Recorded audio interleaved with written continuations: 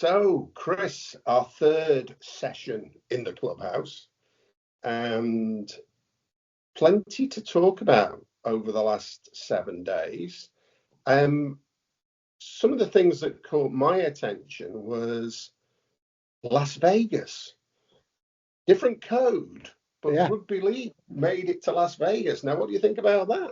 Yeah, it kind of creeped up on me a little bit, Mark, because I was thinking, what sport can I watch this weekend? Obviously, no Six Nations, but we'll come on to kind of the rugby union that we watched, and it was FA Cup weekend in football, and my team Liverpool were out of. So it was like, well, what's to look forward to? And it gets to that stage maybe when everything's finished about 5:30, 6 o'clock on a Saturday in terms of sport, and thinking, what's coming up? And everything kind of Sky Sports related that they were pushing out on social media, Mark, was very much rugby league related, with obviously Wigan against Warrington over in Vegas. It was, it's something I know Rugby Union had tried a few years ago or several years ago now. I think it was Saracens, London Irish went over there and it didn't really take off. But it seems like Super League in particular are trying to maybe attach themselves to getting over into the American market. And I think for Super League itself, it can only be an encouraging thing. And I sort of watched the first half of Wigan Warrington, and it was a bit surreal hearing the Wigan and Warrington chants and then quickly realising they're playing in Las Vegas, which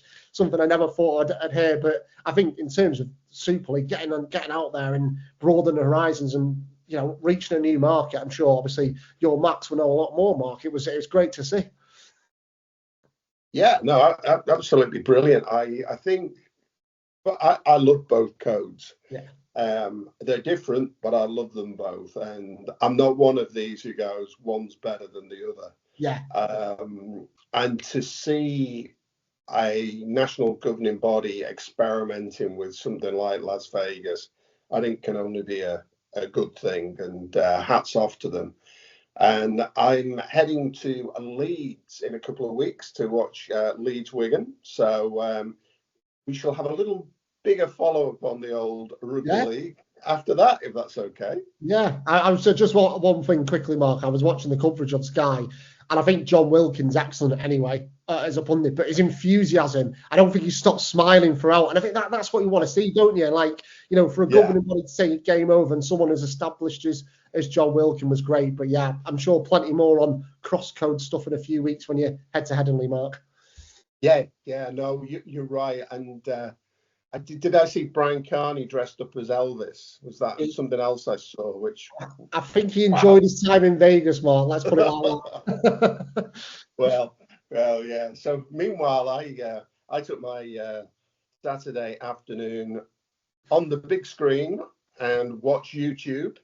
And of course, my very favourite Vinnie Morley had travelled to Blackheath, where obviously Wi-Fi was an issue, because rather than being in the press gantry, he was sat amongst the crowd.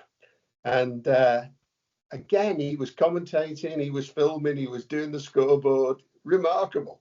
It's when he says, Mark, that he's looking through a camera. He's actually not watching the game itself and trying to comment on the game. It's multi-talented. I think he mentioned a number of times that he's going to have the full complement of commentary team with him this weekend. I think when Sedge have got Rams at home, I think Tom and Joe will be back for that one. But absolute credit to Vinny over the last few weeks. Travelling down to Plymouth, as we spoke about in the last episode, didn't we? And that was a cracking game, and going down to Blackheath and Sedge getting the win as well. But yeah, fantastic coverage again, and we're getting a little bit of a following, aren't we, Mark, between us and a couple other people that seem to be regular watchers now. So all full credit to Vinny again, and excellent coverage of National One on Saturday. Great coverage of National One. Great result for Sedgley Park Tigers. Really pleased for Bob Birtwell, the Tigers second row, getting his 200th appearance. Top guy. I think he's a very, very talented rugby player, and great to see that happening. But I think on the other side, you've got Blackheath in some ways saying farewell to James Shanahan. And Shanahan's somebody within National League Rugby that over the years I've been watching has figured very highly, and be interesting to see how he goes. I think it's Bury St Edmunds he's heading to. Yeah, absolutely. I think it's weird, haven't we?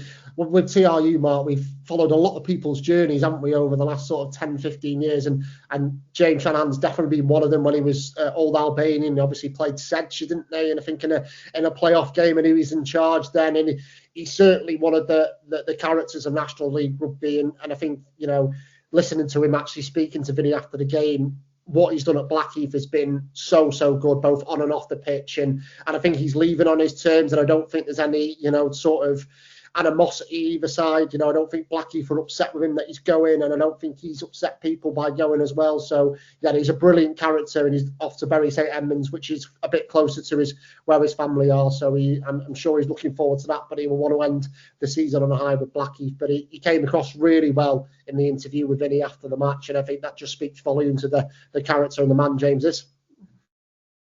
Perfect. Totally agree. Still upset me that he reversed positions with Max Malins in that final and Old Albanians, but it was great to witness Max Malins that day score all the points. So can't have it both ways.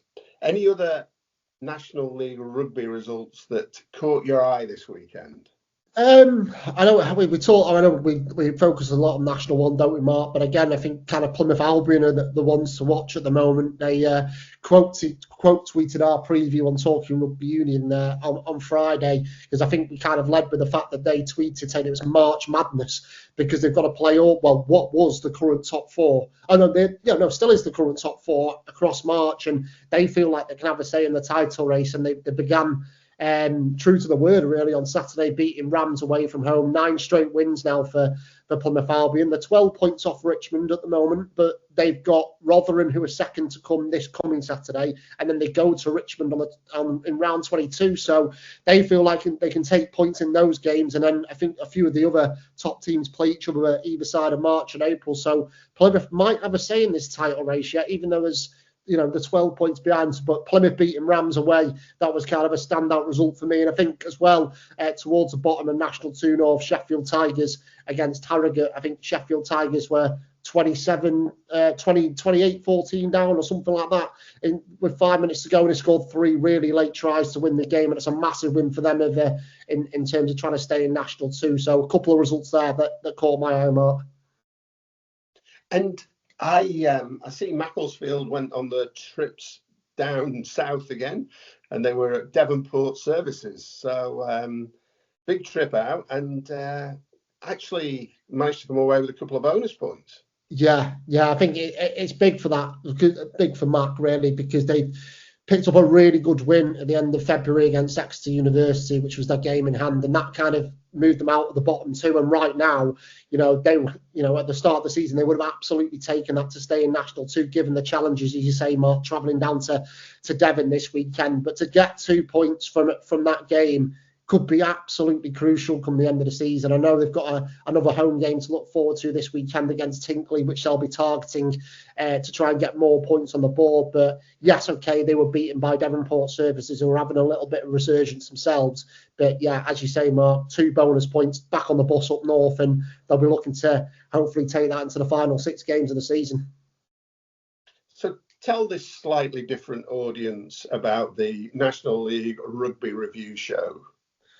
So yeah, no, it's something we've been working on all season. I can't believe it's kind of the start of March and there's only 6 rounds left really, Mark. But every week we produced a preview show and trying to get crowds, trying to get people engaged with National League Rugby and people watching it and going, do you know what, I'm going to head down to a Sedgley Park or a Devonport Services or a Macclesfield on a Saturday.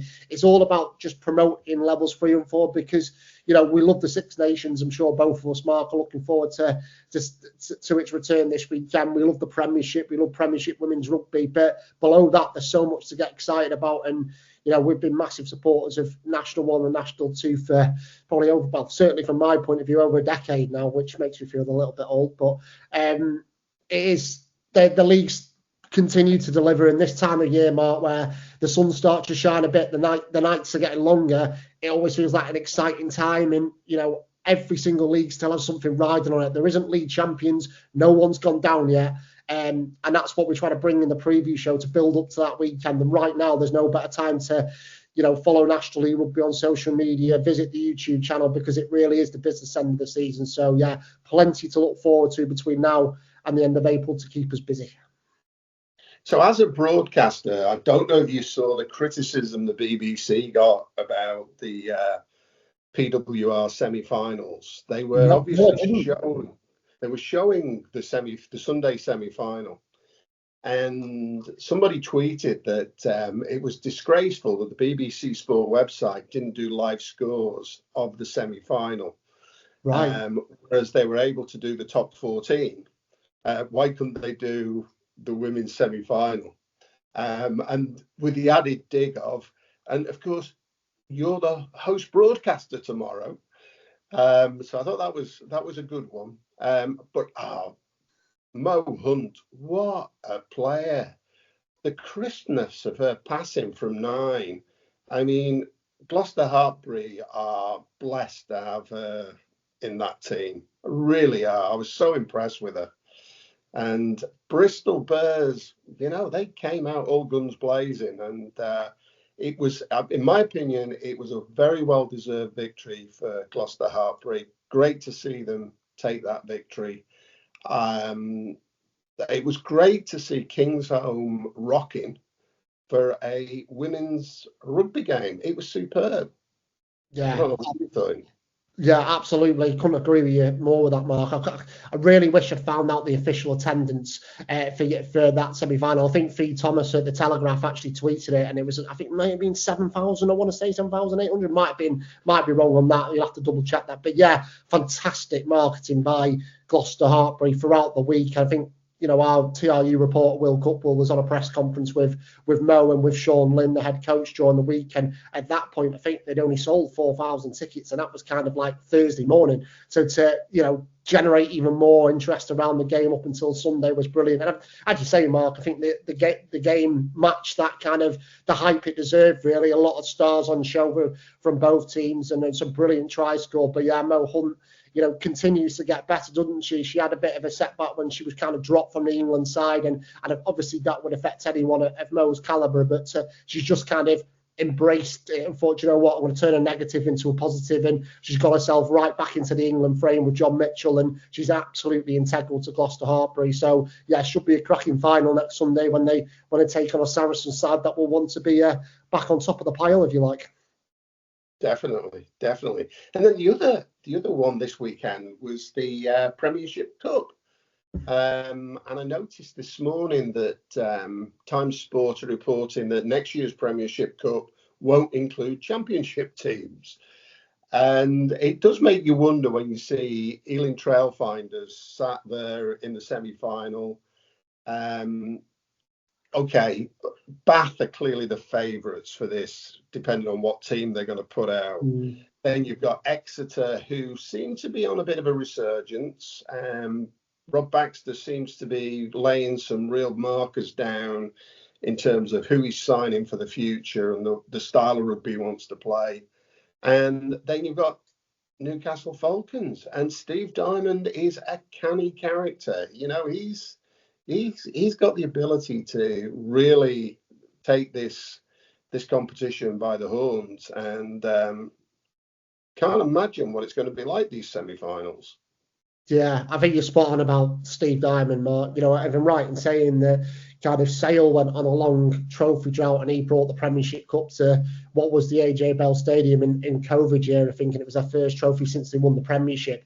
And I think it's 21 years since Newcastle last won a trophy. And, I don't think he's not thinking this is just the Premiership Cup. This is a chance for silverware for Newcastle. And I think their team on Friday night against Gloucester kind of showed that it was a really strong Newcastle side. And, they thoroughly deserved to get through. I think they were the top seeds going into the quarterfinals, and that tag has been proven in the semi. So yeah, I think you're right. Shrewd operator Steve Diamond, and he's clearly got Newcastle bang up for this competition. But yeah, Ealing, we've talked that they have been the talk of the town in terms of trying to get up to the Premiership for one reason or another. That hasn't happened. But they beat Northampton Saints, didn't they? I think I'm right in saying in the quarterfinals, and they've got some real talent in that squad. So, in the semis against Exeter, they will be fancying a chance. It's just to go out and enjoy it. And it's a shame to hear you say that, Mark, that there might not be Championship sides in the Premiership Cup next season. I think Doncaster have probably enjoyed themselves, and I think all of those Championship clubs coming up against or having that opportunity to go away to these Premiership grounds is